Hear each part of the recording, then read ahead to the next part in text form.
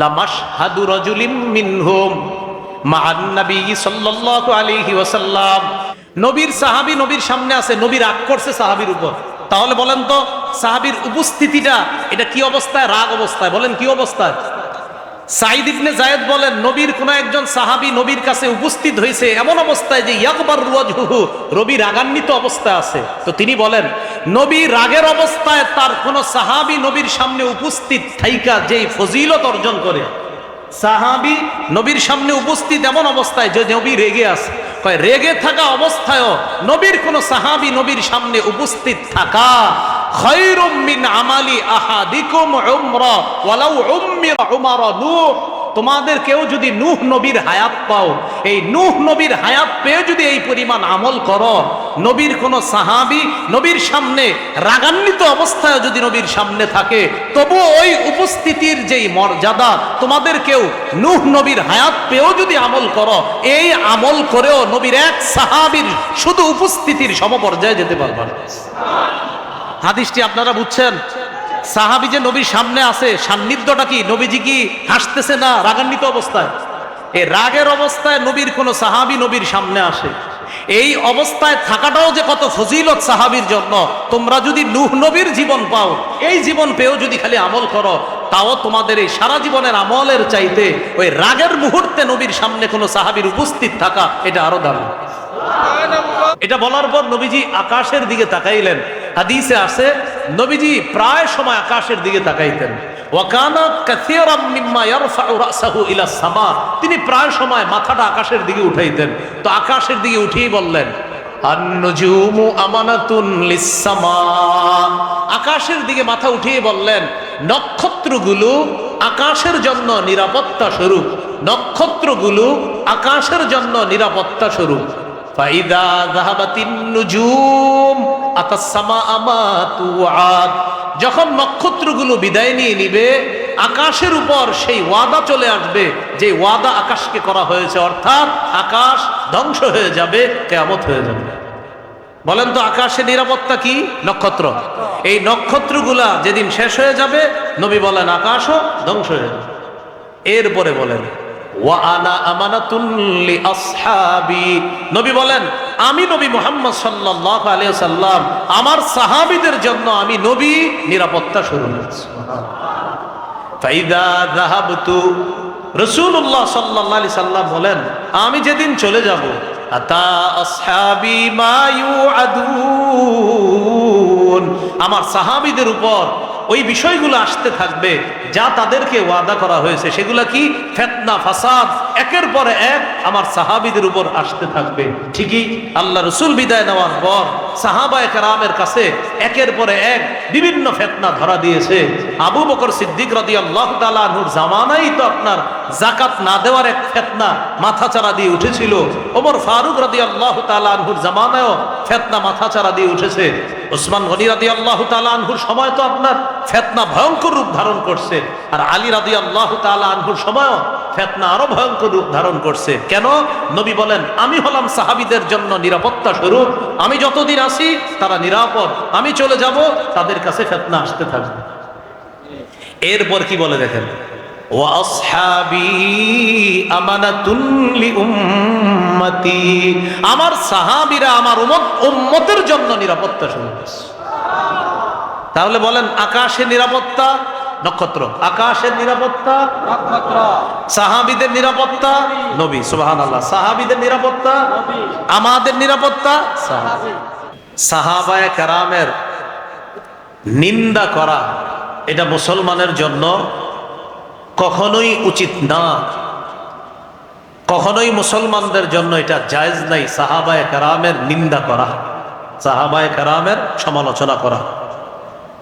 আজকের আলোচ্য বিষয় হলো সাহাবায়ে কেরামের সমালোচনা হারাম। বলেন সাহাবায়ে কেরামের সমালোচনা হারাম, এটা করা যাবে না, নিষেধ, এটা অন্যায়, তাদেরকে নিশানা বানানো যাবে না। এই জন্য আমি ইমাম শাফি রহমতুল্লাহ আলাইহির একটি বক্তব্যের মাধ্যমে আলোচনা শুরু করতে যাচ্ছি। একটা কিতাব আছে না মুখতাসারু তারিখি দিমাশক, দামেস্কের সংক্ষিপ্ত ইতিহাস। এই কিতাবের 3 নম্বর খণ্ড 103 নম্বর পৃষ্ঠা। এখানে ইমাম শাফি রহমতুল্লাহ আলাইহির একটা বক্তব্য আছে। ইমাম শাফি রহমতুল্লাহ আলাইহি বলেন, ইন্নামাল ইসলামু কাদারিন লাহা বাবুন। ইসলাম হলো একটা ঘরের মতো, যেই ঘরের একটা দরজা আছে। ইন্নামাল ইসলামু কাদারিন, ইসলাম একটা বাড়ির মতো, একটা বাড়ি। লাহা বাবুন, যেই বাড়িতে ঢুকতে একটা দরজা লাগবে। তাহলে একটু প্রথমে আমরা বলি, বলেন ইসলাম কিসের মতো? যেই বাড়িতে ঢুকতে কি লাগবে? দরজা লাগবে। ইমাম শাফি রহমতুল্লাহ আলাইহি বলেন, ফাবাবুল ইসলামি আস-সাহাবা, ইসলাম নামক বাড়ি বা ঘরের দরজা হলো নবীর সাহাবীগণ।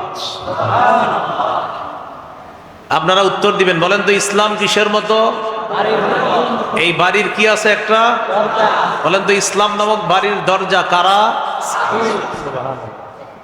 তাহলে ইসলাম একটি বাড়ির মতো, এই বাড়ির একটি দরজা আছে। ফাবাবুল ইসলামি আস-সাহাবা, ইসলাম নামক বাড়ির দরজা হলো আল্লাহ রাসূল সাল্লাল্লাহু আলাইহি সাল্লামের সম্মানিত সাহাবীগণ। ইমাম শাফি রহমতুল্লাহ আলাইহি বলেন, ফামান আযাস সাহাবা, যারা সাহাবায়ে কেরামকে কষ্ট দেয়, ইন্নামা আরাদাল ইসলাম কামান নাক্কারাল বাবা ইউরিদু দুখুলাদ দার। যারা সাহাবীদেরকে কষ্ট দেয়, সাহাবীদেরকে কষ্ট দেওয়া মানে ইসলাম নামক বাড়ির দরজাকে কষ্ট দেওয়া। বলেন তো ইসলাম নামক বাড়ির দরজা কারা? সাহাবীরা। তো ইমাম শাফি বলেন, যারা সাহাবীদেরকে কষ্ট দেয় তারা ওই ব্যক্তির মতো কামান নাক্কারাল বাব, যারা দরজা ছিদ্র করে, ইউরিদু দুখুলাদ দার, ঘরে ঢুকতে চায়। সাহাবায়ে কেরামকে কষ্ট দেওয়া মানে ইসলাম নামক ঘরের দরজাকে ছিদ্র করা। তো ঘরের দরজা ছিদ্র করা, এটা কি ভালো কাজ না খারাপ কাজ? এই তো বুঝে আসছে। তাহলে পুরোটা বুঝে থাকলে বলেন ইসলাম কিসের মতো? বাড়ির মতো। এই বাড়ির একটা কি আছে? ইসলাম নামক বাড়ির দরজা কারা? যারা সাহাবীদের সমালোচনা করে তারা কেমন যেন ইসলাম নামক বাড়ির দরজাকে কি করে? ছিদ্র করে। তাহলে যারা সাহাবীদের সমালোচনা করে তারা ইসলাম নামক বাড়ির দরজাকে ছিদ্র করে, ইউরিদু দুখুলাদ দার, ডাকাতের মতো ঘরে ঢুকতে চায়। আল্লাহ আমাদের সকলকে সাহাবী সমালোচনা করা, শোনা, বলা থেকে হেফাজত করেন। এবার মূল আলোচনা শুরু করি। এক নম্বর কথা, সাহাবায়ে কেরামের প্রতি আল্লাহ সন্তুষ্ট, আল্লাহ খুশি হয়ে গেছে। সুবহানাল্লাহ। সূরাতুল ফাতহ 26 নম্বর পারা, এই সূরার 18 নম্বর আয়াত। 26 পারা 12 নম্বর পৃষ্ঠা, সূরাতুল ফাতহ 18 নম্বর আয়াত। এই আয়াতে আল্লাহ তাআলা বলেন, লাকাদ রাদিয়াল্লাহু আনিল মুমিনিনা ইয ইউবাইউনাকা তাহতাশ শাজারাতি ফাআলিমা মা ফি কুলুবিহিম ফাআনজালাস সাকিনাতা আলাইহিম। লাকাদ রাদিয়াল্লাহু আনিল মুমিনিন, অবশ্যই আল্লাহ মুমিনদের উপর খুশি হয়ে গেছে, মুমিনদের প্রতি সন্তুষ্ট হয়ে গেছে ওই সমস্ত মুমিন। ইদ ইউবাইউনাকা তাহতা শাজারা, যখন তারা আপনার কাছে গাছের নিচে বায়াত হয়েছে। তারা কারা? সাহাবীরা। ওগো আল্লাহর নবী, আল্লাহ তাআলা নবীকে বলতেছেন, হে আমার নবী, সাহাবীরা যখন আপনার কাছে গাছের নিচে বায়াত হলো, অবশ্যই আল্লাহ তাদের প্রতি খুশি হয়েছে, সন্তুষ্ট হয়েছে। ফাআলিমা মা ফি কুলুবিহিম, আল্লাহ তাদের অন্তরের বিষয়টা জেনে নিয়েছে। ফাআনজালাস সাকিনাতা আলাইহিম, আল্লাহ তাদের উপর প্রশান্তি নাজিল করেছেন। ওয়া আসাবাহুম ফাতহান করিবা, আল্লাহ তাদেরকে নিকটতম বিজয়ের মাধ্যমে পুরস্কৃত করলেন, পুরস্কার দান করলেন, তথা মক্কা বিজয়ের মাধ্যমে আল্লাহ তাদেরকে পুরস্কৃত করলেন। তাহলে বলেন তো সাহাবীদের প্রতি খুশি কে? আল্লাহ।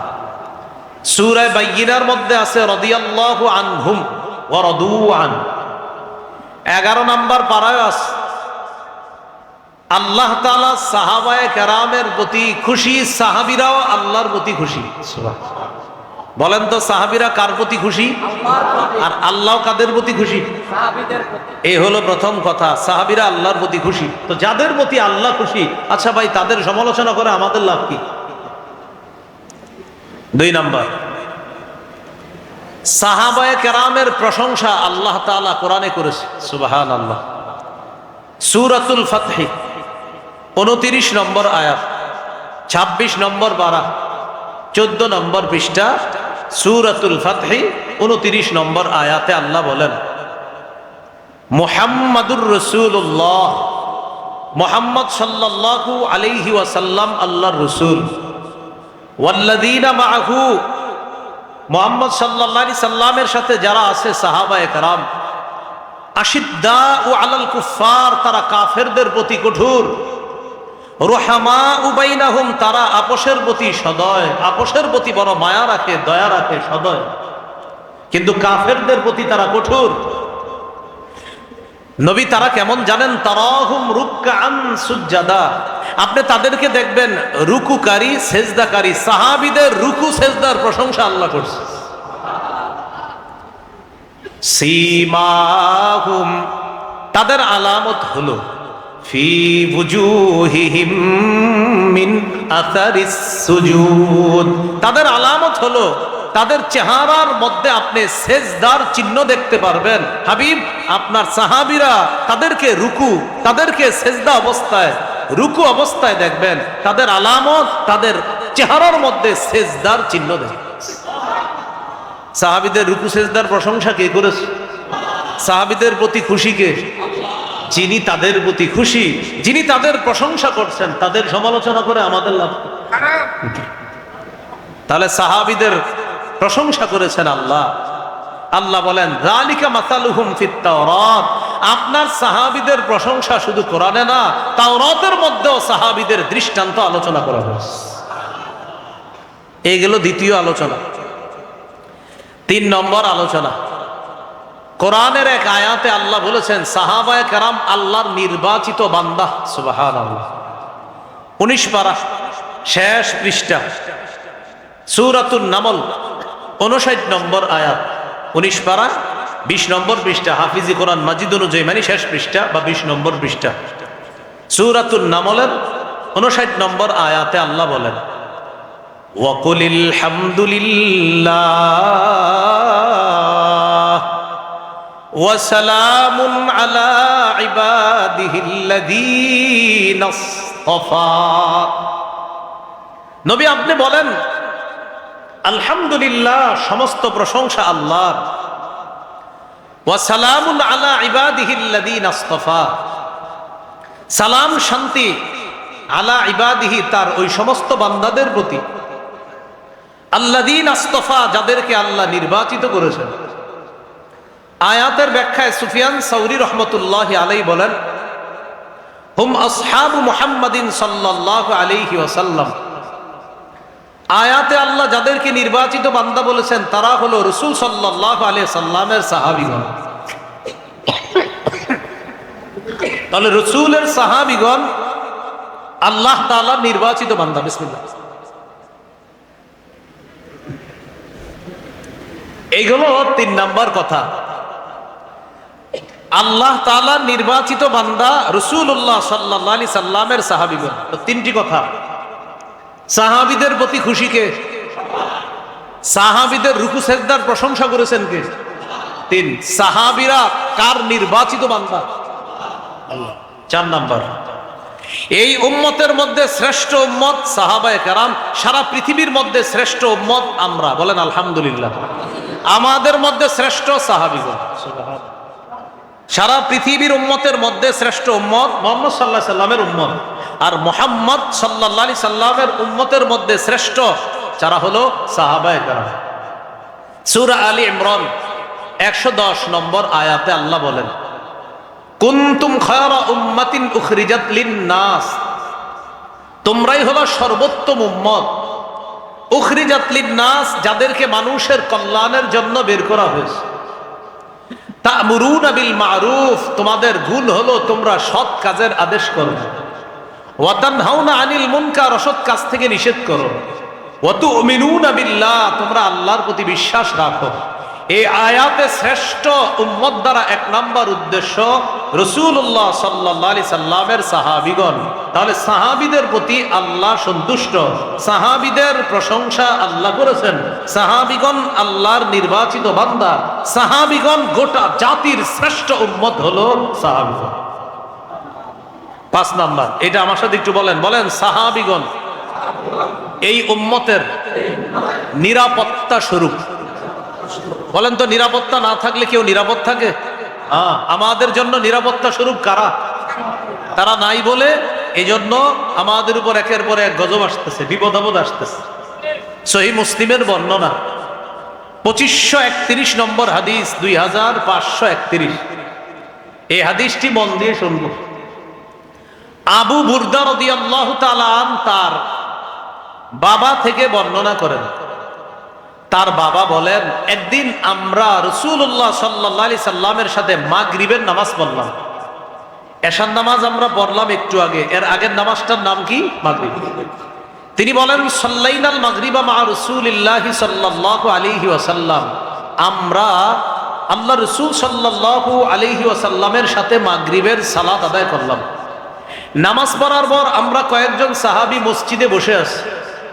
আমরা বললাম, লাউ জালাসনা হাত্তা নুসাল্লিয়া মাহুল ইশা, আমরা বলাবলি করলাম, আমরা যদি বসে থাকি এশা পর্যন্ত, নবীজি এশার নামাজের সময় মসজিদে আসবেন, আসার পর আমাদের ইমামতি করবে, নবীজির ইমামতিতে এশার নামাজটা জামাতের সাথে পড়ে বাসায় যাব। মানে মাগরিব পড়ে মসজিদে বসে বসে বলতেছে, আচ্ছা আমরা যদি এশা পর্যন্ত বসে থাকি, আল্লাহ নবী আসবে, আসার পর নবীর সাথে এশার নামাজটা পড়ে বাসায় যাব, এরকম চিন্তা করে তারা বসে আছে।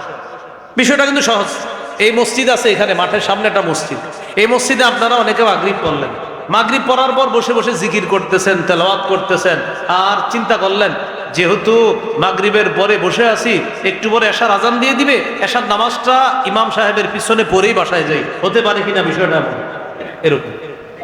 তো সাহাবীদের একদল বসা, তাদের টার্গেট নবীর সাথে এশা পরে বাসায় যায়।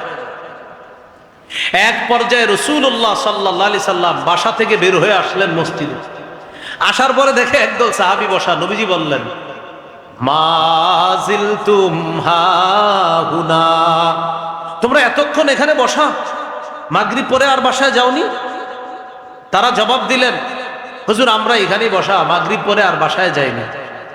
আমরা আপনার সাথে মাগরিব জামাতে পড়েছি, জামাতে পড়ার পর আমরা এখানে আলোচনা করলাম, নাজলিসু হাত্তা নুসাল্লি মাকাল ইশা ইয়া রাসূলুল্লাহ, আমরা পরামর্শ করলাম আমরা এখানে বসে থাকবো এশা পর্যন্ত, আপনার সাথে এশার সালাত আদায় করার পর এরপর বাসায় যাব, এই চিন্তা করে আমরা এখনো বসে আছি। فقال رسول الله صلى الله عليه وسلم احسنتم او اصبتم, রাসূলুল্লাহ সাল্লাল্লাহু আলাইহি সাল্লাম বললেন, তোমরা ভালো করেছো, আসবতুম তোমরা সঠিক করেছো, তোমরা ভালো করেছো, তোমরা সঠিক করেছো। فرفع رأسه الى السماء, রাসূলুল্লাহ সাল্লাল্লাহু আলাইহি সাল্লাম আকাশের দিকে মাথা উঠাইলেন। وكان كثيرا مما يرفع رأسه إلى السماء, নবীজি প্রায় সময় আকাশের দিকে মাথা উঠাইতেন। বুঝেন কথাটা? সাহাবীরা বসা, নবীর সাথে এশা পরে বাসায় যাবে, নবীজি আসলেন, আসার পর যখন শুনলেন তারা নবীর সাথে এশা পরে বাসায় যাবে, তো নবীজি বললেন ভালো কাজ করছো। এটা বলার পর নবীজি আকাশের দিকে তাকাইলেন। হাদিসে আছে নবীজি প্রায় সময় আকাশের দিকে তাকাইতেন। ওয়াকানা কাসীরাম মিম্মা ইয়ারফাউ রাসাহু ইলা সামা, তিনি প্রায় সময় মাথাটা আকাশের দিকে উঠাইতেন। তো আকাশের দিকে উঠিয়ে বললেন, আন-নুজুমু আমানাতুন লিস-সামা, আকাশের দিকে মাথা উঠিয়ে বললেন নক্ষত্রগুলো আকাশের জন্য নিরাপত্তা স্বরূপ, নক্ষত্রগুলো আকাশের জন্য নিরাপত্তা স্বরূপ। ফাইদা যাহাবাতিন নুজুম আতাস সামা মা তুআদ, যখন নক্ষত্রগুলো বিদায় নিয়ে নিবে আকাশের উপর সেই ওয়াদা চলে আসবে যে ওয়াদা আকাশকে করা হয়েছে, অর্থাৎ আকাশ ধ্বংস হয়ে যাবে, কিয়ামত হয়ে যাবে। বলেন তো আকাশের নিরাপত্তা কি? নক্ষত্র। এই নক্ষত্রগুলা যেদিন শেষ হয়ে যাবে, নবী বলেন আকাশও ধ্বংস হয়ে যাবে। এরপরে বলেন ওয়া আনা আমানাতুন লি আসহাবি।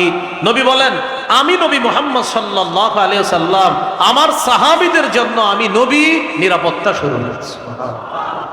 ফাইদা যাহাবতু, রাসূলুল্লাহ সাল্লাল্লাহু আলাইহি সাল্লাম বলেন, আমি যেদিন চলে যাব, আতা আসহাবি মা ইউআদুন, আমার সাহাবীদের উপর ওই বিষয়গুলো আসতে থাকবে যা তাদেরকে ওয়াদা করা হয়েছে। সেগুলা কি? ফিতনা, ফাসাদ, একের পর এক আমার সাহাবীদের উপর আসতে থাকবে। ঠিকই আল্লাহ রাসূল বিদায় নেওয়ার পর সাহাবায়ে কেরামের কাছে একের পর এক বিভিন্ন ফিতনা ধরা দিয়েছে। আবু বকর সিদ্দিক রাদিয়াল্লাহু তাআলা আনহুর জামানায় তো আপনার যাকাত না দেওয়ার এক ফিতনা মাথাচাড়া দিয়ে উঠেছিল। ওমর ফারুক রাদিয়াল্লাহু তাআলা আনহুর জামানায়ও ফিতনা মাথাচাড়া দিয়ে উঠেছে। ওসমান গনি রাদিয়াল্লাহু তাআলা আনহুর সময় তো আপনার ফিতনা ভয়ঙ্কর রূপ ধারণ করছে। আর আলী রাদিয়াল্লাহু তাআলা আনহুর সময়ও ফিতনা আরো ভয়ঙ্কর রূপ ধারণ করছে। কেন? নবী বলেন, আমি হলাম সাহাবীদের জন্য নিরাপত্তা স্বরূপ। আমি যতদিন আছি তারা নিরাপদ, আমি চলে যাব তাদের কাছে ফিতনা আসতে থাকবে।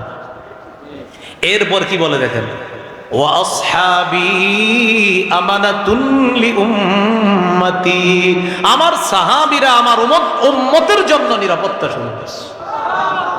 তাহলে বলেন, আকাশের নিরাপত্তা নক্ষত্র, আকাশের নিরাপত্তা নক্ষত্র, সাহাবীদের নিরাপত্তা নবী, সুবহানাল্লাহ, সাহাবীদের নিরাপত্তা নবী, আমাদের নিরাপত্তা সাহাবী।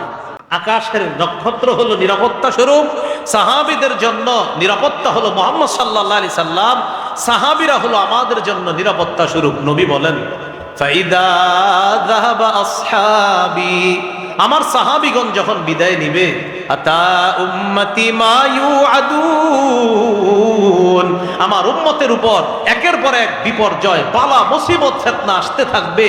এইভাবে ফিতনা আসতে আসতে এক সময় ছোট আলামত বড় আলামত প্রকাশ পেয়ে কিয়ামত ঘটে যাবে।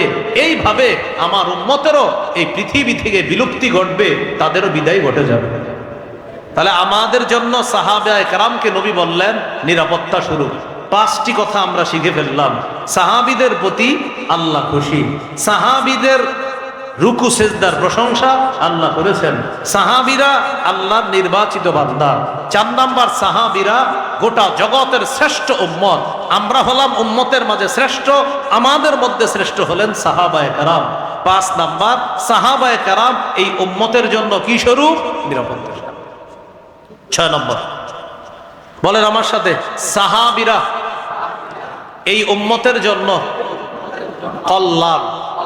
সাহাবীরা আমাদের জন্য কি? এই হাদিসটি একটু মন দিয়ে শোনা। দেখেন, হাদিসের কিতাব আস-সিলসিলাতুস সহিহা, এই কিতাবের 3283 নম্বর হাদিস। এই হাদিসের মধ্যে আসছে রাসূলুল্লাহ সাল্লাল্লাহু আলাইহি ওয়াসাল্লাম বলেন, লা তাজালুনা বিখাইরিন মা দামা ফীকুম মান রাআনি ওয়া সাহাবানি। পৃথিবীর মানুষ তোমরা শোনো, তোমরা ততদিন কল্যাণের মধ্যে থাকতে পারবা যতদিন তোমাদের মাঝে তারা থাকবে যারা আমাকে দেখেছে। সুবহানাল্লাহ। আবার শোনেন অনুবাদটা, লা তাজালুনা বিখাইরিন মা দামা ফীকুম মান রাআনি ওয়া সাহাবানি। তোমরা ততদিন কল্যাণের মধ্যে থাকবা যতদিন তোমাদের মধ্যে তারা থাকবে যারা আমাকে দেখেছে আর আমার সাহাবী হওয়ার গৌরব অর্জন করেছে। তারা যতদিন তোমাদের মাঝে আছে ততদিন তোমরা কল্যাণের মধ্যে থাকবা। তো আমরা কি সাহাবীদেরকে পাইছি? বলেন না। তাহলে সাহাবীদেরকে কারা পেয়েছে? তাবিঈরা। বলেন কারা পেয়েছে? এবার নবীজি পরের অংশে কি বলেন দেখেন, ওয়াল্লাহি লা তাজালুনা বিখাইরিন মা দামা ফীকুম মান রাআ মান রাআনি ওয়া সাহাবা মান সাহাবানি। আল্লাহর কসম, তোমরা ততদিন কল্যাণের মধ্যে থাকবা যতদিন তোমাদের মধ্যে তারা থাকবে যারা আমার সাহাবীদেরকে দেখেছে। তাহলে প্রথমে কি বললেন? আল্লাহর কসম, তোমরা ততদিন কল্যাণের মধ্যে থাকবা যতদিন তোমাদের মাঝে আমার সাহাবীরা আছে। এরপরে বললেন, আল্লাহর কসম, তোমরা ততদিন কল্যাণের মধ্যে থাকবা যতদিন তোমাদের মধ্যে তারা থাকবে যারা আমার সাহাবীদেরকে দেখছে। কারা? তাবিঈরা। এরপরের অংশে কি বলে দেখেন, ওয়াল্লাহি লা তাজালুনা বিখাইরিন মা দামা ফিকুম মান রাআনি ওয়া সাহাবা মান সাহাবানি। আল্লাহর কসম, তোমরা ততদিন কল্যাণের মধ্যে থাকবা যতদিন তোমাদের মধ্যে তারা আছে যারা তাবিদেরকে দেখছে, সুবহানাল্লাহ, এবং তাবিদের সান্নিধ্য গ্রহণ করেছে। এই তিন যুগের মধ্যেই আছে আল ইমামুল আজম আবু হানিফা রাহমাতুল্লাহি আলাইহি, সুবহানাল্লাহ, আল ইমামু মালিক রাহমাতুল্লাহি আলাইহি, সুবহানাল্লাহ। এজন্য সাবধান, মাযহাবের ইমামদের সম্পর্কে বিরূপ মন্তব্য আর আজাইরা উল্টাপাল্টা কথা বলার আগে আল্লাহকে ভয় করা দরকার। নবী বলেন, তোমরা ততদিন কল্যাণের মধ্যে আসো যতদিন তোমাদের মধ্যে আমার সাহাবীরা আছে। 2 নম্বরে বললেন, তোমরা ততদিন কল্যাণের মধ্যে আসো যতদিন তোমাদের মধ্যে তারা আছে যারা আমার সাহাবীদেরকে দেখছে। আমাদের নবীর সাহাবীদেরকে যারা দেখছে তারা তাবিঈ। ইমাম আবু হানিফা রাহমাতুল্লাহ আলাইহি কমপক্ষে তো 7 জন সাহাবীকে দেখছে, এতে কোনো সন্দেহ নেই। অনেকে আরো বেশি বলছে, 7 জন বলছি। ইমাম মালিক রহমতুল্লাহ আলাইহি। এরপরে রাসূলুল্লাহ সাল্লাল্লাহু আলাইহি সাল্লাম বলেন 3 নাম্বার, যারা তাবিঈ। তাহলে তোমাদের মধ্যে ততদিন কল্যাণ থাকবে যতদিন সাহাবীরা আছে, ততদিন কল্যাণ থাকবে যতদিন তাবিঈরা আছে, ততদিন কল্যাণ থাকবে যতদিন তাবিঈগণ থাকবে তোমাদের মাঝে, ততদিন কল্যাণ। এখান থেকে একটা সোহবতের সিলসিলা বোঝা যায়। সোহবত মানে সান্নিধ্য গ্রহণ করা। নবীর সান্নিধ্য সাহাবীরা গ্রহণ করেছেন, সাহাবীদের সান্নিধ্য তাবিঈরা গ্রহণ করেছেন, তাবিঈদের সান্নিধ্য তাবিঈরা গ্রহণ করেছেন। এইভাবে তাদের সান্নিধ্য গ্রহণ করতে করতে আমাদের উস্তাদ পর্যন্ত সান্নিধ্য এসেছে। উস্তাদদের সান্নিধ্য আমরা এখন গ্রহণ করি। আল্লাহওয়ালাদের সোহবত গ্রহণ করাটা এটা কোনো নতুন আবিষ্কার, কোনো বিষয় না। এই সান্নিধ্য গ্রহণ করার বিষয়টাও আল্লাহ রসুল থেকে চলে আসছে। সান্নিধ্য জরুরি বিষয়, সোহবত, সান্নিধ্য, ভালো মানুষের সান্নিধ্য গ্রহণ করা এটা দামি বিষয়। যাই হোক, 6 নম্বর আমরা যেটা শিখে ফেললাম, সাহাবীরা এই উম্মতের জন্য কল্যাণ, তাবিঈরা পরবর্তীদের জন্য কল্যাণ, তাবিঈরা পরবর্তীদের জন্য কল্যাণ। 3 যুগের কথা বলেছে। বাকি হাদিস থেকে বোঝা যায় এইভাবে সোহবত বা সান্নিধ্যের একটা ধারাবাহিকতা চলতে থাকবে। এই সান্নিধ্য যতদিন থাকবে ততদিন কিছু না কিছু কল্যাণ তো থাকবে, কল্যাণ আসবে। অন্তত সান্নিধ্যে যারা চলে আল্লাহওয়ালাদের, তারা সবচেয়ে বড় উপকারিতা লাভ করে যেটা, তারা বেয়াদব হয় না। কি হয় না বলেন তো? আল্লাহওয়ালাদের সান্নিধ্যে যারা থাকবে ইনশাল্লাহ এতটুকু আশা রাখতে পারি, এরা বেয়াদব হবে না। বেয়াদব থাকলে ভালো হয়ে যাবে ইনশাল্লাহ। এই হলো 6 নাম্বার আলোচনা। 7 নাম্বার আলোচনা, রাসূলুল্লাহ সাল্লাল্লাহু আলাইহি সাল্লাম হুকুম করেছেন সাহাবীদের মর্যাদা রক্ষা করার জন্য। ইবনে মাজাহ 2363 নম্বর হাদিস। এই হাদিসের বর্ণনাকারী জাবের ইবনু সামরা রাদিয়াল্লাহু তাআলা তিনি বলেন, ওমর ইবনুল খাত্তাব রাদিয়াল্লাহু তাআলা আমাদের মাঝে দাঁড়াইছে ভাষণ দেওয়ার জন্য। যেই স্থানে দাঁড়িয়েছে স্থানটার নাম জাবিয়া। কি নাম? জাবিয়া নামক একটা স্থানে দাঁড়িয়েছে। দাঁড়ানোর পর ওমর ইবনুল খাত্তাব রাদিয়াল্লাহু তাআলা আনহু বললেন, শোনো মানুষ, আমি আজকে তোমাদের সামনে যেইভাবে দাঁড়াইলাম, আল্লাহ রাসূল সাল্লাল্লাহু আলাইহি সাল্লাম আমাদের মাঝে এইভাবে দাঁড়াইতেন। সুবহানাল্লাহ। আমি আজকে যেইভাবে তোমাদের সামনে দাঁড়াইলাম, নবীও এরকম দাঁড়ায়া ভাষণ দিতেন। একদিন আল্লাহ রাসূল সাল্লাল্লাহু আলাইহি সাল্লাম, আমি ওমর আজকে যেইভাবে দাঁড়িয়ে আছি, এইভাবে নবী দাঁড়িয়ে ভাষণের মধ্যে বলেছেন, ইহফাজুনি ফি আসহাবি সুম্মা আল্লাযীনা ইয়ালুনাহুম সুম্মা আল্লাযীনা ইয়ালুনাহুম। ইহফাজুনি ফি আসহাবি, আমার সাহাবীদের মাঝে আমাকে তোমরা হেফাজত করো। এর মানে আমার সাহাবীদের মর্যাদা রক্ষা করার মাধ্যমে আমি নবীর মর্যাদা তোমরা রক্ষা করবা। আমার সাহাবীদের মর্যাদা কি? তারা যে আমার সান্নিধ্য গ্রহণ করেছে, এই সান্নিধ্যের মর্যাদা তোমরা রক্ষা করবা। সুম্মাল্লাযীনা ইয়ালুনাহুম, আমার সাহাবীদের সান্নিধ্য যারা গ্রহণ করেছে তাদের মর্যাদা তোমরা লক্ষ্য করবা। সুম্মাল্লাযীনা ইয়ালুনাহুম, তাবিঈদের সান্নিধ্য যারা গ্রহণ করেছে তাদের মর্যাদা তোমরা রক্ষা করবা। তাহলে দেখেন তো, সাহাবীদের মর্যাদা রক্ষা করার আদেশ করেছেন রাসূলুল্লাহ সাল্লাল্লাহু আলাইহি সাল্লাম, তাবিঈদের মর্যাদা রক্ষা করার আদেশ করেছেন, তাবিঈদের মর্যাদা রক্ষা করার আদেশ করেছেন। এই জন্য প্রিয় ভাইয়ারা, ভুলেও কোন ইমামকে আমরা গালি দিব না। সাহাবীদেরকে গালি দেওয়ার তো প্রশ্নই আসে না। সাহাবীদের পরে যারা তাবিঈ, তাবিঈ, বিশেষ করে ইমামে আজম আবু হানিফা রাহমাতুল্লাহি আলাইহি, ইমাম মালিক রাহমাতুল্লাহি আলাইহি, ইমাম শাফি রাহমাতুল্লাহি আলাইহি, ইমাম আহমদ ইবনে হাম্বল রাহমাতুল্লাহি আলাইহি, ইমাম বুখারী, ইমাম মুসলিম, ইমাম তিরমিজি, ইমাম নাসাই, ইমাম আবু দাউদ, ইমাম ইবনে মাজাহ, যারা আছে এই সমস্ত বড় বড় আল্লাহ ওয়ালা, বড় বড় উলামায়ে কেরাম, আলেম যারা, তাদের গালি দেওয়ার কল্পনাও মাথায় আনবো না। যারা গালি দিবে সামনাসামনি এটার প্রতিবাদ করার চেষ্টা করবে।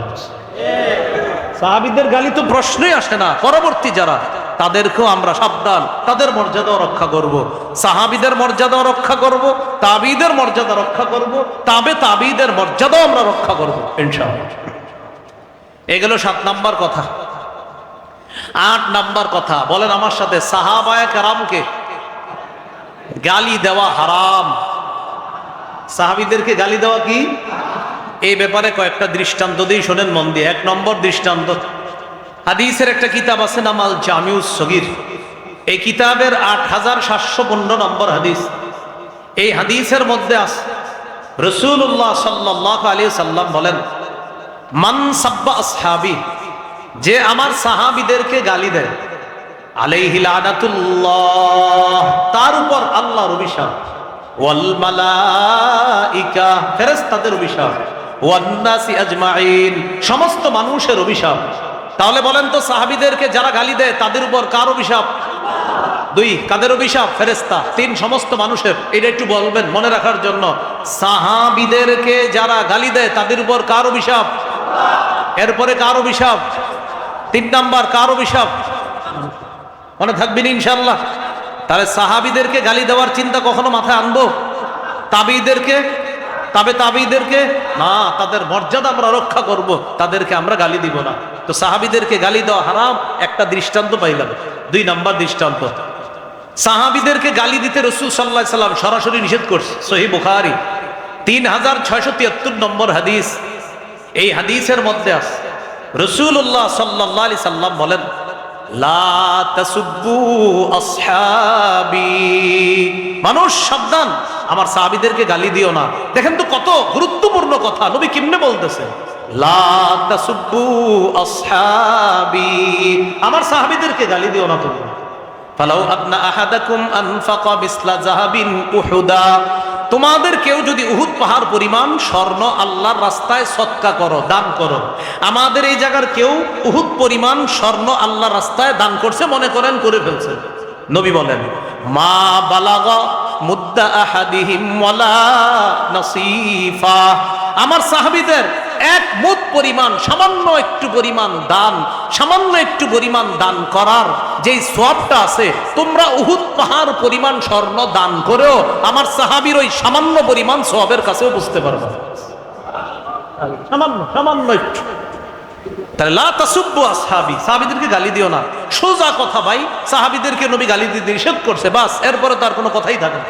সাহাবীদেরকে গালি দেওয়া নিষেধ। 3 নাম্বার দৃষ্টান্ত, এটা আমার সাথে একটু বললে মনে থাকবে। বলেন, নবীজির সাথে সাহাবায়ে কেরামের আমল ছাড়া সামান্য অবস্থান, মানে আমল ছাড়া অবস্থান মানে আমি আপনার পাশে বসে রয়েছি, কোনো আমল করতেছি না, এমনি বসে রয়েছি।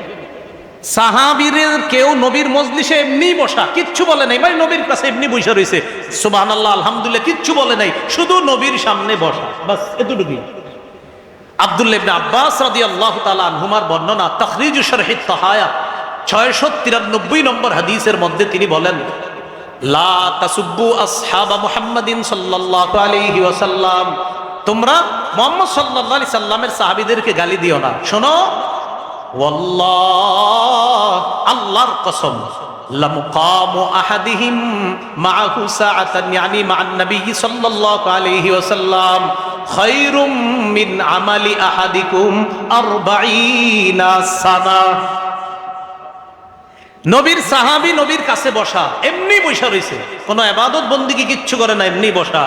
আব্দুল্লাহ ইবনে আব্বাস বলেন, তোমাদের কেউ 40 বছর ইবাদত করবা, এই 40 বছরের ইবাদতের চাইতেও নবীর সামনে কোন সাহাবী শুধু এমনি বসে আছে, তার এই বসে থাকাটা তোমাদের কারো 40 বছরের ইবাদতের চাইতে আরো দামি। কার সমালোচনা করতেছেন আপনি? কার সমালোচনা করেন? এমনি বসে রয়েছে নবীর বস, আপনি কার সমালোচনা করবেন? খুব সতর্ক। এগুলো 3 নাম্বার দৃষ্টান্ত। 4 নাম্বার দৃষ্টান্ত, এটা তো আরো গুরুত্বপূর্ণ কথা। ইবনে মাজাহ 162 নম্বর হাদিস। আব্দুল্লাহ ইবনে ওমর রাদিয়াল্লাহু তাআলা আনহুমা কি বলে দেখেন, লা তাসুব্বু আসহাবা মুহাম্মাদিন সাল্লাল্লাহু আলাইহি ওয়াসাল্লাম, তোমরা মুহাম্মদ সাল্লাল্লাহু আলাইহি সাল্লামের সাহাবীদেরকে গালি দিও না। ওলামায়ে হযরত বুঝে ফেলবে, আরবি বলার সাথে সাথে আপনারাও শুনেন কি বলে। লা মুকামু আহাদিহিম মা'আন নবী সাল্লাল্লাহু আলাইহি ওয়াসাল্লাম খায়রুম মিন আমালি আহাদিকুম উমরাহ। কি বলে দেখেন, তোমাদের কেউ সারা জীবন ইবাদত করবা, সারা জীবন ইবাদত করবা, এই সারা জীবন ইবাদত করলে যে সওয়াব, নবীর সাথে একজন সাহাবী শুধু এমনি বসে রইছে, তোমার সারা জীবনের ইবাদতের চাইতে ওই সাহাবীর নবীর সাথে সামান্য সান্নিধ্য আল্লাহর কাছে আরো দামি। তার সমালোচনা করো। 5 নাম্বার দৃষ্টান্তটা দেই আর একটু। আমরা বয়স পাই আর কত, 60 70, নূহ নবী 1000-এর উপরে বয়স। তো এটা একটু শোনেন, এই হাদিসটা আরো সহিহ ইবনে হিব্বান হাদিসের কিতাব 7256 নম্বর হাদিস। এই হাদিসটি মন দিয়ে শুনেন। রাসূলুল্লাহ সাল্লাল্লাহু আলাইহি সাল্লামের এক সাহাবী, তার নাম মুগীরা ইবনে শুবা রাদিয়াল্লাহু তাআলা, তিনি কুফার এক মসজিদে বসা। নাম কি? মুগীরা ইবনে শুবা। হাদিসটি আবু দাউদের মধ্যে আছে, 4650 নম্বর হাদিস। 4650 4650 নম্বর হাদিস আবু দাউদের। যিনি বর্ণনাকারী তার নামটা আমি বলি, যদি মনে রাখতে পারেন, আল্লাহ মনে রাখার তৌফিক দান করেন। রিয়াহ ইবনুল হারিস। রিয়াহ ইবনুল হারিস তিনি বর্ণনা করেন, কুনতু কাঈদান ইনদা ফুলানিন ফি মসজিদিল কুফা, আমি কুফার মসজিদে অমুকের কাছে, অমুকের কাছে মানে মুগীরা ইবনে শুবা রাদিয়াল্লাহু তাআলা আনহুর কাছে বসা। ফাজাআ সাঈদ ইবনু যায়েদ ইবনি আমর ইবনি নুফাইল, ইতিমধ্যে মুগীরা ইবনে শুবা রাদিয়াল্লাহু তাআলা আনহুর কাছে রাসূল সাল্লাল্লাহু আলাইহি সাল্লামের অপর আরেকজন সাহাবী আসছে, তার নাম সাঈদ ইবনে যায়েদ। মুগীরা ইবনে শুবা রাদিয়াল্লাহু তাআলা আন কুফার মসজিদে বসা, ইতিমধ্যে তার কাছে আরেকজন সাহাবী আসছে, তার নাম সাঈদ ইবনে যায়েদ। তো মুগীরা ইবনে শুবা তার সামনে কুফাবাসীও বসা। ইতিমধ্যে ফাজাআ রাজুলুম মিন আহলিল কুফা, কুফার এক লোক আসছে। কোথায়? ওই মুগীরা ইবনে শুবা রাদিয়াল্লাহু তাআলা আনহুর কাছে। মুগীরা ইবনে শুবা রাদিয়াল্লাহু তাআলা আনহু খাটের উপরে, তার পায়ের কাছে বসছে আরেক সাহাবী, তার নাম সাঈদ ইবনে যায়েদ। তো ওই মুহূর্তে কুফার আরেক ব্যক্তি আসছে মসজিদের মধ্যে। আসার পর ফাসাব্বা ওয়া সাব্বা, একটু নাউজুবিল্লাহ পড়েন। এই ব্যক্তি আসার পর গালি দেওয়া শুরু করছে। কুফার এক ব্যক্তি আসছে, আসার পর গালি দেওয়া শুরু করছে। তো নবীর এক সাহাবীর সামনে যখন কুফার লোকটা গালি দিল, খুব বুঝেন, মুগীরা ইবনে শুবা রাদিয়াল্লাহু তাআলা আনহু আর সাঈদ ইবনে যায়েদ, দুই সাহাবী একসাথে আছে। তাদের সামনে আইসা আরেক ব্যক্তি আইসা গালি দেওয়া শুরু করছে। তো সাঈদ ইবনে যায়েদ মুগীরা ইবনে শুবা রাদিয়াল্লাহু তাআলা আনহুকে জিজ্ঞাসা করলেন, মাইয়াসুব্বু, এই লোক কাকে গালি দেয়? তো তিনি জবাব দিলেন, ইয়াসুব্বু আলিয়া, তিনি আলী রাদিয়াল্লাহু তাআলা আনহুকে গালি দেয়। জোরে বলি নাউজুবিল্লাহ। কুফার লোকটা কাকে গালি দেয় ভাই? আলী রাদিয়াল্লাহু তাআলা। তো এই কথা শোনার পর সাঈদ ইবনে যায়েদ বললেন, আলা আরা আসহাব রাসূলিল্লাহি সাল্লাল্লাহু আলাইহি ওয়াসাল্লাম ইউসাব্বুনা ইনদাকা আফালা তুনকিরু ওয়ালা তুগাইয়ির। আপনার সামনে নবীর সাহাবীকে গালি দেয়, আপনি কিছু বলেন না কেন?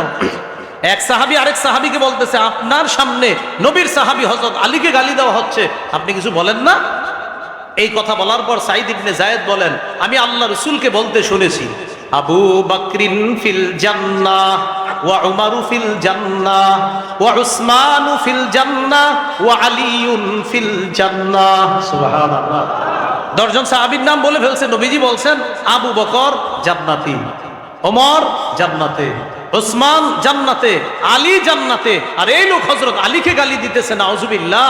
নবীর সাহাবীকে কিভাবে গালি দেয়। এবার সর্বশেষ কি বলে দেখেন, শুনেন। লামাশহাদু রাজুলিম মিনহুম মা'আন নবী সাল্লাল্লাহু আলাইহি ওয়াসাল্লাম ইয়াগবারু ওয়াজহুহু।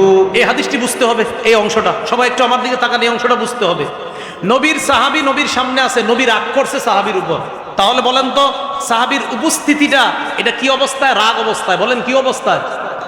সাঈদ ইবনে যায়েদ বলেন নবীর কোন একজন সাহাবী নবীর কাছে উপস্থিত হয়েছে এমন অবস্থায় যে ইয়াগবারু ওয়াজহুহু, নবী রাগান্বিত অবস্থায় আছে। তো তিনি বলেন নবী রাগের অবস্থায় তার কোন সাহাবী নবীর সামনে উপস্থিত থাইকা যেই ফজিলত অর্জন করে, সাহাবী নবীর সামনে উপস্থিত এমন অবস্থায় যে নবী রেগে আছে, কয় রেগে থাকা অবস্থায়ও নবীর কোন সাহাবী নবীর সামনে উপস্থিত থাকা খায়রুম মিন আমালি আহাদিকুম উমরা ওয়ালাউ উম্মিরা উমারা নূহ। তোমাদের কেউ যদি নূহ নবীর হায়াত পাও, এই নূহ নবীর হায়াত পেয়ে যদি এই পরিমাণ আমল করো, নবীর কোন সাহাবী নবীর সামনে রাগান্বিত অবস্থায় যদি নবীর সামনে থাকে, তবু ওই উপস্থিতির যেই মর্যাদা তোমাদের কেউ নূহ নবীর হায়াত পেয়েও যদি আমল করো, এই আমল করেও নবীর এক সাহাবীর শুধু উপস্থিতির সমপর্যায়ে যেতে পারবে না। হাদিসটি আপনারা বুঝছেন? সাহাবী যে নবীর সামনে আছে, সান্নিধ্যটা কি? নবীজি কি হাসতেছে না রাগান্বিত অবস্থায়? এই রাগের অবস্থায় নবীর কোন সাহাবী নবীর সামনে আসে, এই অবস্থায় থাকাটাও যে কত ফজিলত সাহাবীর জন্য। তোমরা যদি নূহ নবীর জীবন পাও, এই জীবন পেয়েও যদি খালি আমল করো, তাও তোমাদের এই সারা জীবনের আমলের চাইতে ওই রাগের মুহূর্তে নবীর সামনে কোন সাহাবীর উপস্থিত থাকা এটা আরো দামি। রাগের অবস্থায় আছে, বুঝছেন? হাদিসটা কি বলছে? রাগের অবস্থায়। তো খুশি অবস্থায় থাকি নবী তার সাহাবীর সাথে রাগ করছে, হ্যাঁ তুমি এরকম করো ওরকম করো, মনে রাগ করছে মনে করেন। কয় রাগের সময়ও সাহাবী নবীর সামনে আছে, মিয়া তোমরা যদি নূহ নবীর হায়াত পাও, তাও যদি আমল করো, ওই রাগের অবস্থায় সান্নিধ্যটার যে মর্যাদা, সেই মর্যাদা বুঝতে পারবে। কিভাবে সমালোচনা করি বলেন? আল্লাহ আমাদেরকে হেফাজত করেন। এই গেল আপনার 5 নাম্বার দৃষ্টান্ত গেল। তাহলে আমরা নবীর সাহাবীদেরকে গালি দিব না, ঠিক আছে না? ইনশাআল্লাহ আমরা কখনো তাদেরকে গালি দিব না। দৃষ্টান্ত নাম্বার 6, আয়েশা সিদ্দিকা রাদিয়াল্লাহু তাআলা আনহার বর্ণনা, মুসলিম শরীফের 3022 নম্বর হাদিস। আয়েশা রাদিয়াল্লাহু তাআলা আনহা তার ভাগিনাকে ডাক দিয়ে বলতেছে, ভাগিনা একটু শোনো, তোমার সাথে কথা আছে। ইয়াবনা উখতি উমিরু আই ইস্তাগফিরু লিআসহাবি রাসূলিল্লাহি সাল্লাল্লাহু আলাইহি ওয়াসাল্লাম ফাসাব্বুহুম। ভাগিনা দুঃখের কথা, মানুষকে আদেশ করা হয়েছে তারা যেন সাহাবীদের জন্য আল্লাহর কাছে বেশি ক্ষমা চায়। ভাগিনা দুঃখের কথা শোনো, মানুষকে আদেশ করা হয়েছে মানুষ যেন সাহাবীদের জন্য আল্লাহর কাছে বেশি বেশি ক্ষমা চায়। এটা না করে মানুষ সাহাবীদেরকে গালি দেয়। মানুষ কেন এমন শুরু করছে? আয়েশা রাদিয়াল্লাহু তাআলা আনহা বলেন মানুষকে আদেশ করা হয়েছে তারা যেন সাহাবীদের জন্য ক্ষমা প্রার্থনা করে, এটা না করে তারা সাহাবীদেরকে গালি দেয়। আম্মাজান আয়েশা রাদিয়াল্লাহু তাআলা আনহা এই বক্তব্য যে তারা সাহাবীদের জন্য ক্ষমা প্রার্থনার পরিবর্তে তারা সাহাবীদেরকে গালি দেয়। আল্লাহ আমাদেরকে হেফাজত করেন, আল্লাহ আমাদেরকে হেফাজত করেন। তাহলে বলেন সাহাবীদেরকে কি কখনো আমরা গালি দিব? বলেও সাহাবায়ে কেরামকে গালি দিব না, ঠিক আছে না? ইনশাআল্লাহ খতিব সাহেবরা প্রত্যেক জুমার মধ্যে খুতবার দ্বিতীয় খুতবায় দেখবেন পরে, প্রত্যেক জুমার দ্বিতীয় খুতবায় খতিব সাহেবরা পরে আল্লাহ আল্লাহ ফি আসহাবি। সাবধান সাবধান, আমার সাহাবীদের ব্যাপারে তোমরা আল্লাহকে ভয় করো। সাবধান, আমার সাহাবীদের ব্যাপারে তোমরা আল্লাহকে ভয় করো। লা তাত্তাখিজুহুম গরাদাম মিন বাদি। আমার পরে আমার সাহাবীদেরকে তোমরা সমালোচনার লক্ষ্যবস্তু বানাইবা না, নিশানা বানাইবা না। ফামান আহাব্বাহুম ফাবিবুগদি আবগাদাহুম। আমার সাহাবীদেরকে কেউ যদি মহব্বত করে, ফামান আহাব্বাহুম ফাবিহুব্বি আহাব্বাহুম। কেউ যদি আমার সাহাবীদেরকে ভালোবাসে, তারা কেমন যেন আমি নবীকে ভালোবাসার কারণেই সাহাবীদেরকে ভালোবাসে। আচ্ছা এটা একটু বুঝেন এই জায়গাটা, সবাই বলেন একসাথে, বলেন আমরা সাহাবীদেরকে ভালোবাসি। বলেন নবী বলে তার মানি তোমরা আমাকে ভালোবাসো। এই যে আমরা বললাম সাহাবীকে ভালোবাসি, নবী বলেন আচ্ছা আচ্ছা সাহাবীদেরকে ভালোবাসো, হ্যাঁ তার মানে আমাকে ভালোবাসো বলেই আমার সাহাবীদেরকে ভালোবাসো। আমরা নবীকে ভালোবাসি কারা কারা? সবাই ভালোবাসি তো? হাত তুলে রাখি। নবী বলেন আমাকে ভালোবাসো বলেই সাহাবীকে ভালোবাসো, হাত নামান।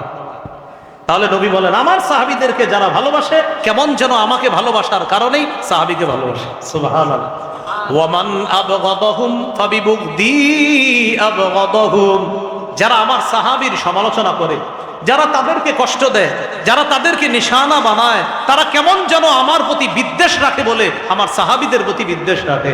বলেন তো সাহাবীদের প্রতি বিদ্বেষ রাখা মানে কার প্রতি বিদ্বেষ রাখা? নবীর প্রতি। বলেন তো সাহাবীদের প্রতি বিদ্বেষ রাখা মানে কার প্রতি বিদ্বেষ রাখা? আল্লাহ আমাদেরকে হেফাজত করেন। 8 নাম্বার দৃষ্টান্ত, একটা কিতাব আছে নাম ফাতহুল মুগীস। ফাতহুল মুগীস 3 নাম্বার খণ্ড 101 নম্বর পৃষ্ঠা। আবু যুরআ আর রাজি রাহমাতুল্লাহি আলাইহির বর্ণনা, তিনি বলেন ইযা রাআইতার রাজুলা ইয়ানতাকিসু আহাদাম মিন আসহাবি রাসূলিল্লাহি সাল্লাল্লাহু আলাইহি ওয়াসাল্লাম ফাআলাম আন্নাহু জিন্দিক।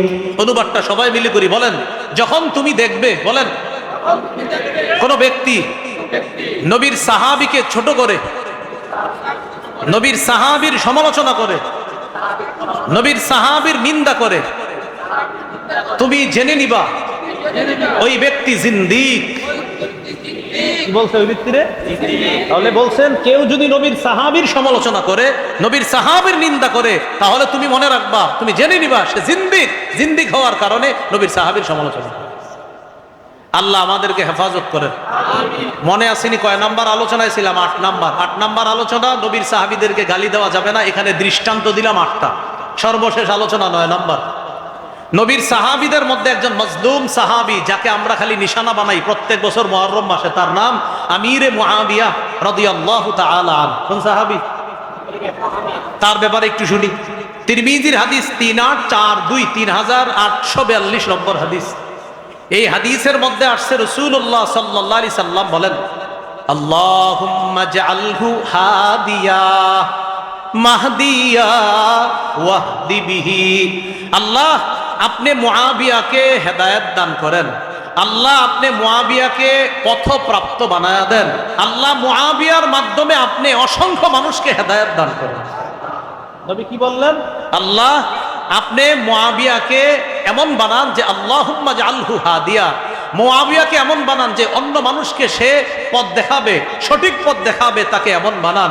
মাহদিয়া, তাকে নিজেকেও আপনি হেদায়েত প্রাপ্ত বানান, সেজন্য অন্যকে হেদায়েতের রাস্তা দেখায় এমন বানান, আবার তাকেও আপনি হেদায়েত প্রাপ্ত বানান। ওয়াহদি বিহি, আল্লাহ তার মাধ্যমে অসংখ্য মানুষকে হেদায়েতের রাস্তা দেখায় দেন। এটা নবীজির দোয়া। আর একটা দৃষ্টান্ত নেই আমরা। আবু সুফিয়ান রাদিয়াল্লাহু তাআলা আনহু হলেন আমিরে মুআবিয়া রাদিয়াল্লাহু তাআলা আনহুর বাবা। মুআবিয়া রাদিয়াল্লাহু তাআলা আনহুর পিতার নাম কি? আবু সুফিয়ান রাদিয়াল্লাহু তাআলা। এই আবু সুফিয়ান রাদিয়াল্লাহু তাআলা নবীজির কাছে আয়েশা একদিন বললেন ইয়া রাসূলুল্লাহ মুআবিয়া তাজআলুহু কাতিবান বাইনা ইয়াদাইকা। হুজুর আমার ছেলে মুআবিয়া, তাকে আপনি ওহীর লেখক বানায়া দেন। হুজুর আমার ছেলে মুআবিয়া, তাকে আপনি লেখক হিসাবে গ্রহণ করেন। নবীজি বললেন ক্বালা নাআম, ঠিক আছে আমি তাকে লেখক হিসাবে গ্রহণ করে নিলাম। তাকে আমি কি হিসাবে গ্রহণ করে নিলাম? এখন অনেকে আবার প্রশ্ন তুললে তিনি কি আসলে ওহীর লেখক ছিলেন? এটার জবাব ইমাম যাহাবী রহমতুল্লাহি আলাই অনেক আগেই দিয়ে গেছে। তারিখুল ইসলাম কিতাবের নাম, তারিখুল ইসলাম কিতাবের নাম 4 নম্বর খণ্ডে তিনি জবাব দিয়ে দিয়েছেন আমিরে মুআবিয়া সম্পর্কে। একদিন রাসূলুল্লাহ সাল্লাল্লাহু আলাইহি সাল্লাম আব্দুল্লাহ ইবনে আব্বাস রাদিয়াল্লাহু তাআলা আনহু থেকে বর্ণনা, তিনি বলেন দাআনি রাসূলুল্লাহ সাল্লাল্লাহু আলাইহি ওয়াসাল্লাম ওয়া আনা আকতুবু ওয়া আনা আলআবু। আব্দুল্লাহ ইবনে আব্বাস বলেন আমি একদিন খেলতেছিলাম, আমি একদিন খেলাধুলা করতেছিলাম, ওই মুহূর্তে নবীজি আমাকে ডাকছে। আমি খেলাধুলা করতেছিলাম, নবী আমাকে ডাকছে। ডাকার পর নবী বললেন উদউলি মুআবিয়া। ইবনে আব্বাস একটু মুআবিয়াকে ডেকে আনো তো। সুবহানাল্লাহ। ইবনে আব্বাস একটু মুআবিয়াকে ডেকে আনো। মুআবিয়া রাদিয়াল্লাহু তাআলা সম্পর্কে নবীর কি ছিলেন? উলামা হযরত না, অন্যরা বলেন, কে বলতে পারবেন? হ্যাঁ, মুআবিয়া রাদিয়াল্লাহু তাআলা সম্পর্কে নবীজির শ্যালক ছিলেন। সুবহানাল্লাহ। বলেন কি ছিলেন? শ্যালক। আর স্ত্রী ছিলেন কে? উম্মে হাবিবা। এই উম্মে হাবিবা রাদিয়াল্লাহু তাআলা আনহার ভাইয়ের নাম মুআবিয়া রাদিয়াল্লাহু তাআলা, আর তাদের পিতার নাম আবু সুফিয়ান রাদিয়াল্লাহু তাআলা। তাহলে একদিন নবীর শ্যালক, আবার ওহীর লেখক, নবীর শ্যালক, ওহির লেখক, আবার নবী তার জন্য দোয়া করছে, সে যেন হেদায়েতের রাস্তা দেখায়, তাকে যেন হেদায়েত প্রাপ্ত বানায়, আবার তার মাধ্যমে অসংখ্য মানুষকে যেন আল্লাহ তাআলা হেদায়েত দান করে। তো নবীজি বললেন ইবনে আব্বাস উদউলি মুআবিয়া, আমার সামনে একটু মুআবিয়াকে ডেকে আনো। তা আব্দুল্লাহ ইবনে আব্বাস বলেন, জানো মুআবিয়াকে কেন ডাকছে? ওয়া কানা ইয়াকতুবুল ওয়াহইয়া, মুআবিয়া ওহী লিখতেন, এই জন্য নবীজি আমার মাধ্যমে মুআবিয়াকে ডাকায় আনিছে, কারণ তিনি ওহীর লেখার কাজ করতেন। তাই নবী প্রায় সময় আমিরে মুআবিয়াকে ডেকে নিয়ে এই ওহী লেখানোর কাজ করতেন। এখন আপনি এমন একজন সাহাবীর সমালোচনা করে ওহীকে প্রশ্নবিদ্ধ করার চেষ্টা না করা, হ্যাঁ, আল্লাহ আমাদেরকে হেফাজত করেন, আল্লাহ আমাদেরকে হেফাজত করেন। সহিহ বুখারীর বর্ণনা 2429 নম্বর হাদিস, আরেক বর্ণনা আসছে 2924 নম্বর হাদিসের মধ্যে আসছে, রাসূলুল্লাহ সাল্লাল্লাহু আলাইহি সাল্লাম বলেন, আউয়ালু জাইশিম মিন উম্মতি ইয়াগজুনাল বাহরা, আমার উম্মতের যেই দলটা সর্বপ্রথম নৌপথে যুদ্ধ করবে তারা জান্নাতে। আবার বুঝেন, আমার উম্মতের যেই দল সর্বপ্রথম নৌপথে লড়াই করবে তারা জান্নাতি। নৌপথে লড়াইয়ের সর্বপ্রথম প্ল্যান যিনি করেছিলেন তিনি আমিরে মুআবিয়া রাদিয়াল্লাহু তাআলা। নবীর এই হাদিসের ভাষ্য অনুযায়ী তিনি একজন জান্নাতি সাহাবী। আমি আগেই বলছি, 10 জন হলো এক হাদিসে বলছে, আর ভিন্ন ভিন্ন হাদিসে নবী বিভিন্ন সাহাবীকে বলছে, ভিন্ন ভিন্ন হাদিসে ভিন্ন ভিন্ন সাহাবীদেরকে নবী জান্নাতি বলেছে। কথা কি বুঝে আসছে সবার? আল্লাহ আমাদেরকে এই কথাগুলা বুঝে মনে রেখে আমল করার তৌফিক দান করেন। তাহলে বলেন তো, মুআবিয়া রাদিয়াল্লাহু তাআলা আনহুকে কি আমরা নিশানা বানাবো? আব্দুল্লাহ ইবনে আব্বাস রাদিয়াল্লাহু তাআলা আনহুমা তার ব্যাপারে বলছেন, সহিহ বুখারীর বর্ণনা 3765 নম্বর হাদিসের মধ্যে বলছেন, ইন্নাহু ফকিহ, মুআবিয়া একজন ফকিহ সাহাবী। তার সম্পর্কে বলছেন মুআবিয়া একজন ফকিহ সাহাবী। তাহলে আমিরে মুআবিয়া রাদিয়াল্লাহু তাআলা আন, যার ব্যাপারে বলছেন তিনি একজন ফকিহ সাহাবী, তার ব্যাপারে আমরা সমালোচনা করব না। আল্লাহ আমাদেরকে হেফাজত করেন। মনে রাখবেন, ওমর ফারুক রাদিয়াল্লাহু তাআলা নূর জামানায় ফিলিস্তিন বিজয় হলো, যাকে গভর্নর বানাইলেন আবু উবাইদা ইবনুল জাররাহ, তিনি ইন্তেকাল করলেন। তারপরের গভর্নর ইন্তেকাল করলেন, তারপরের গভর্নর ইন্তেকাল করলেন। এরপরে গভর্নর হয় যিনি, তিনি আমিরে মুআবিয়া রাদিয়াল্লাহু তাআলা। 19 হিজরিতে আল্লাহ তাআলা আমিরে মুআবিয়া রাদিয়াল্লাহু তাআলা অসাধারণ বিচক্ষণতা আর কৌশলের মাধ্যমে গোটা সিরিয়াটা আল্লাহ মুসলমানদের হাতে দিয়ে দিয়েছে। মুআবিয়া রাদিয়াল্লাহু তাআলা, আমি মুআবিয়া রাদিয়াল্লাহু তাআলা সম্পর্কে আলাদা একটা আলোচনা করা, এটা আলাদা একটা সাবজেক্ট, এটা আলাদা একটা বিষয়, যে তিনি কি পরিমাণ অবদান রাখছে মুসলমান জাহানের জন্য, মুসলিম জাহানের জন্য কি পরিমাণ অবদান রাখছে। যাই হোক, আজকে আমাদের মূল অংশটা চলে আসছে, সেটা হলো সাহাবায়ে কেরামের সমালোচনা করা যাবে না। আমি গোটা আলোচনাটা একভাবে বলে দিই, সর্বশেষ অনেকে আসছিলেন, খুব মন দিয়ে শোনেন। আমি শুরু করেছিলাম ইমাম শাফি রহমতুল্লাহ আলাইহির একটা বক্তব্য দিয়ে, যারা ছিলেন শুরু থেকে দেখি তাদের মনে আছে কিনা, ইসলাম কিসের মতো? ঘরের একটা কি আছে? ইসলাম নামক ঘরের দরজা। সাহাবীদেরকে কষ্ট দেওয়া মানে ঘরের দরজাকে কি করা? ঘরের দরজা ছিদ্র করে কি ভালো মানুষ ঢুকে? তাহলে ঘরের দরজা ছিদ্র করা যাবে না। ঠিক আছে, হ্যাঁ। এরপরে আমরা 9টা অংশে আলোচনা করছি। 1 নাম্বার, সাহাবীদের প্রতি খুশি কে? 2 নাম্বার, সাহাবায়ে কেরামের রুকু সেজদার প্রশংসা করেছেন কে? 3 নাম্বার, সাহাবায়ে কেরাম কাদের নির্বাচিত বান্দা? 4 নাম্বার, সাহাবায়ে কেরাম গোটা উম্মতের মধ্যে শ্রেষ্ঠ উম্মত, এই কথা কোরআনে বলেছেন কে? 5 নাম্বার, এই উম্মতের নিরাপত্তা স্বরূপ কারা? 6 নাম্বার, এই উম্মতের জন্য কল্যাণ কারা? এই তো মাশাআল্লাহ আপনাদের মনে আছে, উম্মতের জন্য কল্যাণ কারা বলেন? হ্যাঁ, এই 6 নাম্বার গেছিল, এটা এই উম্মতের জন্য কল্যাণ সাহাবারা। 7 নাম্বার, সাহাবীদের মর্যাদা রক্ষা করার আদেশ করেছেন নবী, এটা 7 নাম্বার। 8 নাম্বার, সাহাবীদেরকে গালি দেওয়া হারাম। এখানে আমরা 8টা দৃষ্টান্ত বলেছিলাম, লম্বা আলোচনা। 9 নাম্বার, সাহাবীদের মধ্যে একজন সাহাবী, তার নাম আমিরে মুআবিয়া, তার সন্তানের অন্যায় কর্মকাণ্ডের কারণে বাবা মুআবিয়া রাদিয়াল্লাহু তাআলা আনহুকে অনেকে নিশানা বানায়। এই অংশে আমরা ভুলটা করব না। হুসাইন রাদিয়াল্লাহু তাআলা আনহুর শহীদ তার শাহাদাত এটা আমাদেরকে কষ্ট দেয়, আমাদের হৃদয়ে রক্তক্ষরণ হয় তার শাহাদাতে। তার শাহাদাতকে কেন্দ্র করে ইয়াজিদ যে অন্যায় করেছে কোনো সন্দেহ নাই, ইয়াজিদ অন্যায় করেছে।